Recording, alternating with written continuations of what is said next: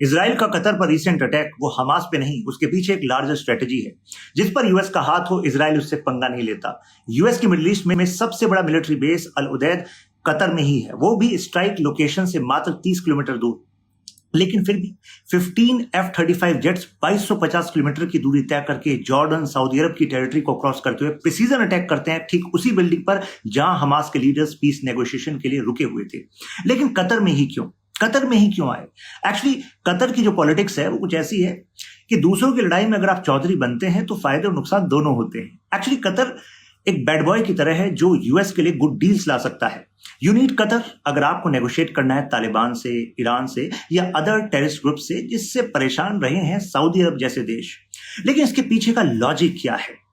एक लॉजिक तो है कि नेतन्याहू ही नहीं चाहते कि एक्चुअली फार राइट की जो पार्टीज जो उनकी इस गठबंधन की साथी हैं वो चाहते हैं हमास मुक्त गाजा, कोई कॉम्प्रोमाइज नहीं। तो अगर पीस नेगोशिएशन के लिए वो वहां पर थे, खत्म करो उसको। सेकंड लॉजिक है कि भाई साहब नेतन्याहू की पॉलिटिक्स सिक्योरिटी और थ्रेट पर टिकी हुई है और ट्रंप की इकोनॉमी वॉर पर। तो अगर वॉर जैसी सिचुएशन होगी तो हथियार की बिक्री किसकी होगी? यूएस की।